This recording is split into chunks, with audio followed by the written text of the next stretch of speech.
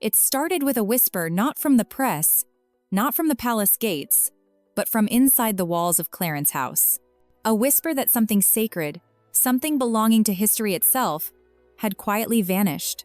On the evening of November 9th, King Charles III sat alone in his study, the soft light from an antique lamp casting long shadows across the room. The day had been ordinary, almost peaceful until Sir Clive Alderton entered, his face drawn and unreadable, holding a sealed diplomatic envelope from Switzerland. Charles opened it slowly, his instinct already warning him that this was no routine report. Inside were 3 documents: a bank authorization, a certificate from a Geneva auction house, and an image that made his breath catch. A blue sapphire brooch unmistakable. It was the very piece Princess Diana had worn in their official engagement portrait. Beneath it, another image appeared, a pearl necklace once belonging to Queen Elizabeth II, gifted to her on her silver jubilee. Both had been sold, legally, authenticated as part of the royal collection. Charles blinked hard, reading the attached line again and again. Authorized for private sale by H.M. Queen Camilla. He read it twice, then a third time, hoping it might somehow vanish back into the paper. But the letters didn't move. His pulse did. Outside, London was quiet, too quiet for what had just happened. The man who once swore to protect the crown's legacy now felt it slipping through his fingers, not to politics or scandal, but to someone he loved. He placed the file down gently, as though afraid to touch it again. "Find out everything," he told Sir Clive. That night, the king knew by morning, nothing in the monarchy would ever be the same. By the morning of November 10th, the mood inside Clarence House had shifted. Staff whispered in corridors, the air heavy with a sense of something unsaid. From the outside, the palace still gleamed with ceremony. Preparations were underway for the Festival of Remembrance at the Royal Albert Hall, where the king and queen were scheduled to appear together that evening. But behind closed doors, the royal household was no longer united. Prince William arrived early, summoned under the guise of a routine briefing. When he entered his father's private study, he saw the file on the desk opened, marked, and folded with trembling care. Charles didn't speak at first. He simply slid the documents toward his son. William read the first page, his jaw tightening as the images stared back at him. Diana's sapphire brooch and the Queen's pearls. The names of the buyers were redacted, but the authorization stamp was clear, and Camilla's signature lay beneath it, dated 3 weeks earlier. "This can't be true," William said quietly. "There must be an explanation." Charles nodded slowly, though his eyes told a different story. "That's what I thought too," he replied. "Until I called the royal collection. They confirmed the items were shipped from Windsor under special clearance." William's expression hardened. "Who gave the clearance?" "Her office," Charles whispered. "No one else had the authority." The room fell silent. Outside, the bells of Westminster Abbey rang faintly, echoing through the autumn air, solemn, distant, and cruelly fitting. Charles closed the folder. "We will attend the remembrance together tonight," he said softly. "No one must suspect, not yet. After tomorrow, the truth will have its time." Neither of them noticed that Princess Anne, standing outside the half-open door, had already heard everything. That same afternoon, Princess Anne requested a private meeting with her brother. Unlike others in the royal family, Anne never hesitated to face uncomfortable truths, and this time was no exception. She entered the king's study at Clarence House without ceremony, a folder of her own in hand. "I've spoken to the curators at the Royal Collection Trust," she began, her tone crisp and steady. "2 of the Queen Mother's tiaras and 3 of Diana's brooches have been withdrawn from inventory in the past month. No replacement certificates were issued." Charles's eyes narrowed. "Withdrawn under what authority?" Anne paused, watching him closely. "That's the problem. The authorizations came from your household, not hers. But the courier paperwork lists Ray Mill House, Camilla's private residence, as the pickup site." The words landed like a stone. Charles turned away, gripping the edge of the desk. "She wouldn't do this," he murmured. "Not like this." Anne, ever direct, replied, "Charles, I know loyalty blinds you, but love does not erase the facts. The jewels were moved, sold, and certified under her name. Whether or not she knew every detail, this happened within her circle." Meanwhile, across the palace grounds, Prince William and Catherine met with Sir Clive Alderton and the keeper of the Privy Purse, Sir Michael Stevens, to confirm the findings. Catherine, careful yet firm, asked the question none of the men wanted to say aloud. If the authorization was real, who processed the sale in Geneva? Sir Clive hesitated, then opened a second document. A Mr. Anthony Brower, he said quietly. He's worked as a consultant for royal estates before, and more recently, he's been handling Queen Camilla's charitable trust. William exhaled sharply. Then this isn't a clerical error, he said. It's a transaction. Outside, London's skies darkened early, as if foreshadowing what was to come. The Remembrance Festival would begin in just hours. But the king was no longer preparing for ceremony, he was preparing for confrontation. At sunset, Charles stood before the mirror in full uniform, medals gleaming under the lamplight. His reflection looked older, wearier. For the first time, he understood what his mother had meant when she said, "The crown's greatest enemy will always come from within."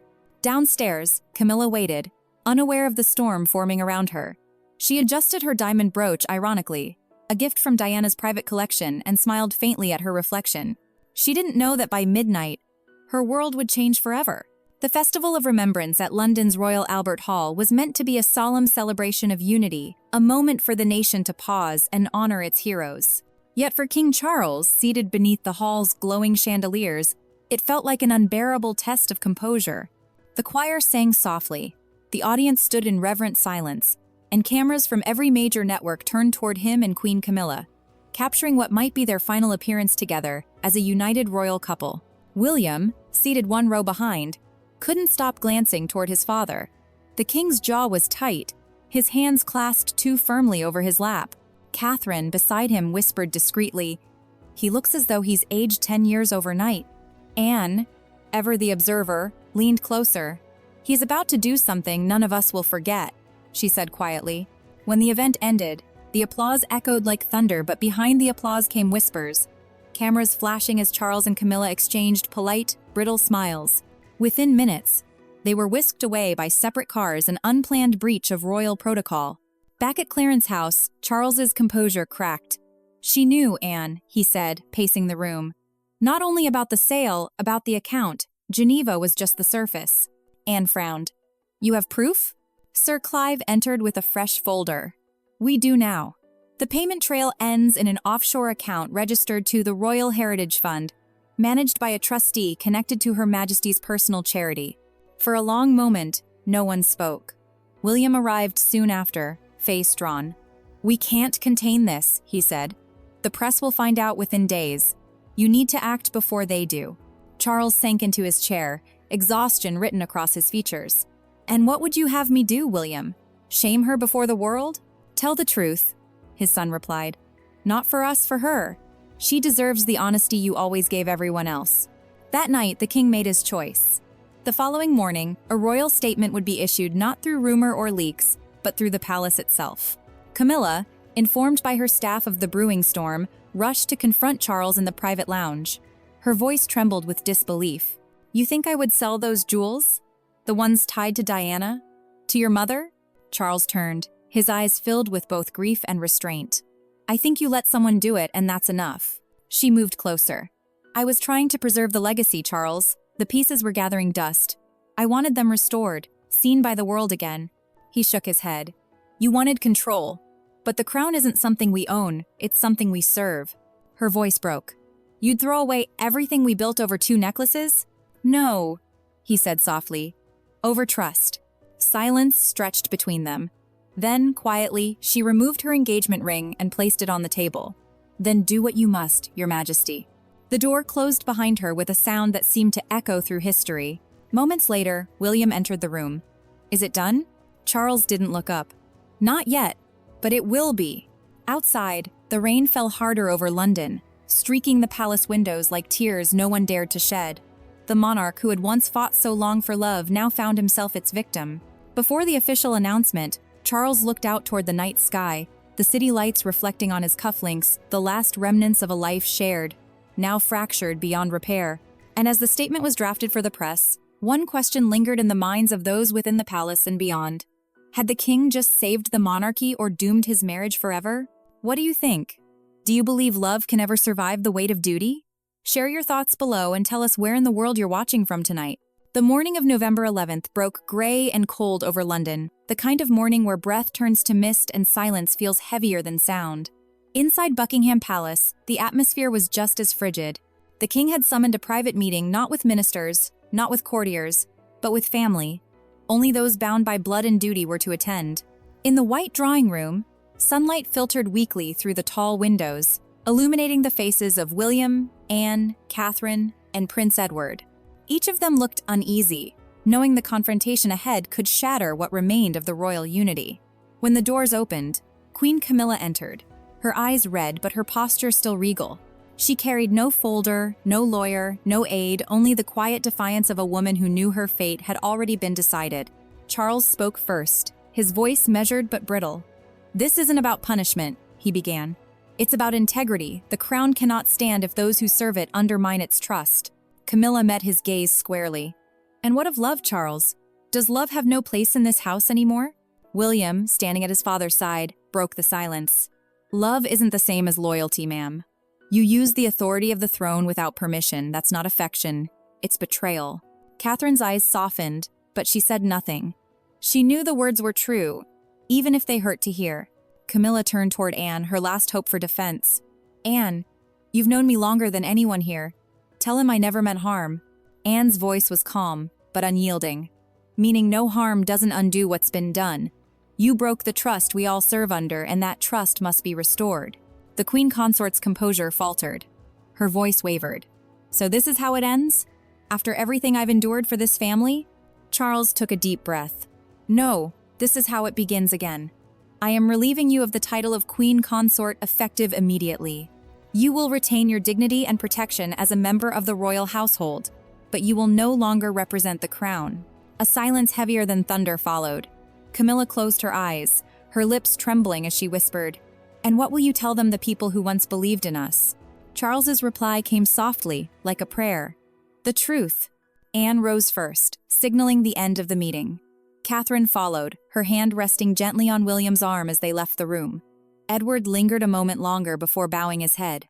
When the doors closed, Charles and Camilla were alone once more, the same way their story had begun decades ago, only now with a gulf of sorrow between them.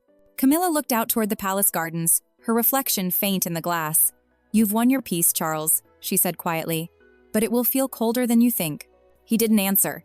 He couldn't, because in that moment, the king had finally chosen his crown and lost his companion. By afternoon, word of the king's private decree had already reached the outside world. Though the palace press office released only a carefully worded statement, Her Majesty Queen Camilla will step back from her official duties by mutual agreement with His Majesty the King. The reality beneath those lines was far more devastating. Within hours, every major network across Britain carried the same breaking banner. King Charles removes Queen Camilla's royal title in shocking palace decision. The public reaction was immediate and divided.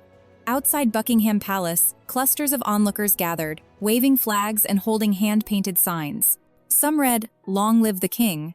Others whispered sympathy for Camilla. A few even wept, remembering how far she'd come from the shadows of scandal to the heart of the crown, only to fall again. Inside, the family tried to hold together what was left. Prince William became the steady hand behind the scenes, quietly managing the public schedule and drafting new talking points with the Lord Chamberlain. "This must look like an act of duty," he said, "not of revenge." Catherine agreed, her tone calm but resolute. "If the monarchy is to survive, it must lead by conscience, not sentiment." Meanwhile, Princess Anne oversaw the immediate transfer of royal assets back to the Crown estate, ensuring every item tied to Diana and the late Queen Elizabeth was returned to storage under new security protocols. Behind closed doors, she met privately with her brother. "She won't forgive you," Anne said softly, "but you did what had to be done." Charles sat in silence, his face drawn. "I didn't want this," he murmured, "but I couldn't let their legacy, our mothers, be traded like a memory." He looked toward the framed photograph of Queen Elizabeth II, the one taken during her final jubilee. "She taught us that love must yield to duty. I never understood it until now." In the days that followed, Camilla retreated to Ray Mill House in Wiltshire. The gates remained closed, her staff dismissed, her phone silent. Reporters camped outside, shouting questions she refused to answer. A single light could be seen burning in the upstairs window at night, a solitary glow against the dark countryside. Back in London, the palace prepared for the king's televised address, set for the evening of November 11th. Advisors urged him to keep the tone measured, factual, not emotional. But Charles knew the nation deserved more than explanation, it deserved truth. On the eve of the broadcast, William visited his father one last time. "You're sure you want to do this?" he asked. Charles nodded. "If I don't, they'll fill the silence with rumors. This way, the truth will carry my voice, not theirs." As William left, he glanced back at the king sitting alone by the fire, the faint glimmer of the sapphire portrait of Diana glowing on the mantelpiece. It was then he realized his father had not just lost a queen, he had sacrificed a piece of himself to preserve the soul of the monarchy. That evening, as the cameras flickered to life in the blue drawing room at Buckingham Palace, a hush fell across the nation. For the first time since his coronation, King Charles III appeared not as a sovereign surrounded by grandeur, but as a man confronting heartbreak beneath the weight of history. He spoke slowly, each word measured, deliberate, heavy with emotion. "In service," he said, "there must always be sacrifice. And sometimes, that sacrifice comes from the very heart of one's own home." He didn't name Camilla, nor did he need to. The tremor in his voice said more than the statement itself. Behind him, portraits of Queen Elizabeth II and Princess Diana seemed to watch in quiet judgment, symbols of two women whose legacies had shaped him and now defined his reckoning. Across Britain, living rooms fell silent. In pubs, the televisions played at low volume. In hospitals, nurses paused between rounds. In nursing homes, older viewers wiped away tears. This wasn't just a royal address, it was a confession. Charles ended with a line that would be quoted around the world. "The measure of a crown is not its gold, but its conscience. And I will bear that weight, however heavy it may become." When the broadcast faded, Britain exhaled, but the echoes of that night lingered. The next morning, newspapers called it the most human moment of his reign. Commentators in the Times praised his humility. CNN called it a reminder that leadership often means heartbreak. Even President Macron in France and Prime Minister Starmer in the UK issued statements commending the king's courage. But beyond headlines and analysis lies a truth that transcends royalty. It's a lesson for all of us. No relationship, no matter how powerful, can survive without trust. And even love deep, devoted love must sometimes bow to integrity. From a personal view, I think Charles's tragedy lies not in losing Camilla, but in realizing too late that love cannot rewrite the rules of legacy. He chose duty over desire, truth over comfort, and in doing so, reminded the world that even kings are servants to something greater than themselves. Maybe that's why this story resonates so deeply. Because it isn't just about palaces or titles, it's about every human being who's ever faced a choice between heart and honor. What about you? Do you believe King Charles made the right decision? Share your thoughts respectfully in the comments. And if stories like this move you, remember to like, subscribe, and stay with us. Because in the world of royalty, the next chapter is always just one heartbeat away.